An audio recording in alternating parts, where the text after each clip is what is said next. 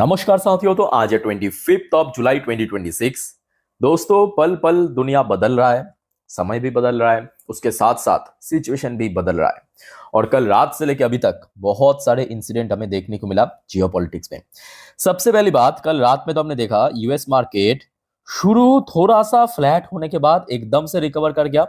फिर हमने देखा सेकेंड हाफ होते होते, मतलब यहाँ पे आप देख सकते हो, शुरू थोड़ा सा इस पोजीशन को देखिए फ्लैट हुआ था, फिर एकदम से रिकवर कर गया, फिर थोड़ा थोड़ा करके डाउन साइड मूवमेंट, और अल्टीमेटली डॉ जोन्स आगे क्लोजिंग दिया था 52,000 के जस्ट नीचे। मतलब 52,000 को कल सस्टेन नहीं कर पाया, 52,000 के ऊपर लगभग 0.46% पॉजिटिव में। तो एक तरफ जहां पे डॉ जोन्स की क्लोजिंग पोजीशन 0.46% पॉजिटिव में हुआ, दूसरी तरफ अगर आप देखेंगे नैस्डैक कंपोजिट शुरू से ही थोड़ा बहुत वीक चल रहा था एंड डाउन साइड मूवमेंट, फिर सडनली एकदम से स्पाइक करके पॉजिटिव में पहुंचा, और क्लोजिंग के समय अगर आप देखेंगे फिर से डाउन साइड मूव देके लगभग 0.64% नीचे आके क्लोजिंग दिया, वो भी 25,000 की जो क्रूशल लेवल को क्रॉस नहीं कर पाया, या आप कह सकते हो कि काइंड ऑफ सस्टेन नहीं कर पाया।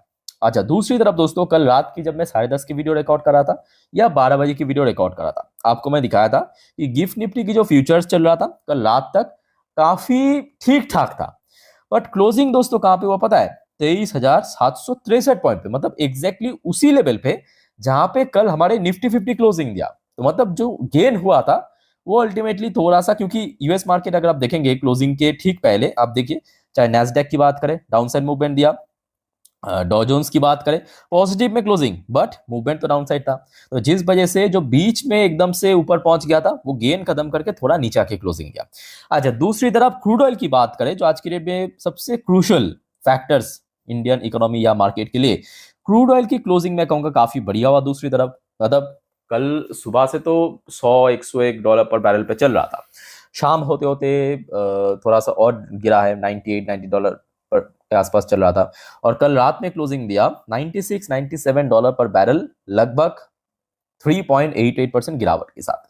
अच्छा, क्रूड ऑयल जैसे जैसे गिर रहा है, गोल्ड भी धीरे धीरे रिकवर कर रहा है, सिल्वर भी धीरे धीरे रिकवर कर रहा है, और इंडियन करेंसी की वैल्यूएशन की बात करें तो इसमें कोई बहुत बड़ा चेंजेस हमें देखने को नहीं मिला। यानी कल रात में जिस प्रकार की माहौल देखने को मिला था, क्लोजिंग के समय थोड़ा सा बदल गया था। और फिलहाल तो देखिए बहुत सारे इंसिडेंट हुआ है, चलिए उस बारे में थोड़ा मैं आपको। पहला अपडेट, आज सुबह सुबह मतलब एकदम सुबह सुबह 4:23। तो अभी तक दोस्तों सुनने को मिल रहा था येमेन पे जो हौतीस रिबेल है लगातार सऊदी अरब की जो टैंकर्स है, शिप्स है, उस पर स्ट्राइक कर रहा है। अब दोस्तों टोटली अब पलट गया, मतलब सऊदी की तरफ से स्ट्राइक किया गया है हौतीस साइट्स, मतलब जहां से मिसाइल लॉन्च हो रहा था येमेन पे, वहां पे स्ट्राइक किया गया आफ्टर रेड सी टैंकर अटैक। तो मतलब अभी तक कौन हमला कर रहा था? हौतीस हमला कर रहा था। किसके ऊपर? सऊदी की टैंकर शिप के ऊपर। अब कौन इसके ऊपर हमला कर दिया? सऊदी ने पलटवार कर दिया हौतीस के ऊपर। ये आज सुबह 4:23 की अपडेट है। ठीक है, चलो आगे बढ़ते हैं, नेक्स्ट स्टोरी पे चलते हैं। नेक्स्ट स्टोरी दोस्तों ठीक इसका ऑपोजिट, उसके ठीक बाद अराउंड दोपहर 1:51 पे आप देख सकते हो ये खबर मिला, सऊदी अरब की जो दोस्तों वन ऑफ द, सिर्फ सऊदी अरब की नहीं पूरे दुनिया की one of the largest oil refinery company Saudi Aramco, उसका जो फैसिलिटी है उसमें शायद हिट किया है हौतीस, या आप कह सकते हो मतलब येमेन में जो हौतीस है उनके द्वारा। After attack Riyadh strike Houthis target, मतलब सुबह तो हमने देखा था रियाद मतलब आपकी सऊदी की कैपिटल है, रियाद से जैसे ही स्ट्राइक हुआ था हौतीस के ऊपर, तुरंत बाद हमने देखा कि सऊदी अरब को, जो कि सऊदी अरब का ही एक क्या कहते हैं ऑयल फैसिलिटी, ठीक है, क्रूड ऑयल फैसिलिटी है, उस पे स्ट्राइक किया येमेन द्वारा। तो लगातार इस तरफ भी चल रहा है, मतलब देखिए ऊपर तो स्टेट ऑफ हॉर्मुज को लेके यूएस और ईरान लड़ रहा है, और नीचे की तरफ अगर आप देखेंगे रेड सी जो है फिर से अनस्टेबल हो चुका है। दिक्कत यहीं पे है, क्योंकि अभी तक क्या चल रहा था, भले ही स्टेट ऑफ हॉर्मुज बंद था, बट हम लोग बाईपास रेड सी से कर रहे थे। सऊदी अरब से अगर तेल खरीद रहा था, या दुबई से, या कहीं आसपास की जगह से, यूएई से, तो वहीं से ही गुजर रहा था हमारे जो शिप्स है, टैंकर है। अब बात यह है कि ऊपर सऊदी क्या कहते हैं, ऊपर स्टेट ऑफ हॉर्मुज वो तो ब्लॉक्ड है, और नीचे की तरफ रेड सी भी अनस्टेबल है। तो जिस वजह से कहीं ना कहीं देखा जाए, और ये आज सुबह सुबह और दोपहर की अपडेट है, मतलब मार्केट बंद, सब ऑयल मार्केट बंद, तो ऑयल प्राइस में फिर से स्पाइक हो सकता है। आई थिंक कि आपको मेरे बात एकदम समझ आ रहा है धीरे से। ठीक है, मैं आपको एकदम सिंप्लीफाई करके समझाने की कोशिश कर रहा हूँ। तो ये तो हो गया दोस्तों आपके जो सऊदी अरब और हौथीस के बीच चल रहा है। अच्छा, फिर आ जाइए यूएस की तरफ। US missiles hit Iran as path toward de escalation uncertain. तो ये तो देखिए ऑब्वियसली आज की डेट में सिचुएशन भी अनसर्टेन है, और कब वॉर रुकेगा, कब सीज फायर होगा, एग्रीमेंट होगा, वो तो टोटली अनसर्टेन है ना। उसके साथ साथ सुनने को मिल रहा है कि फिर से यूएस द्वारा ईरान के ऊपर मिसाइल हमला हुआ है। ये आज दोपहर की अपडेट आप देख सकते हो, 1:16 की खबर है। ठीक है।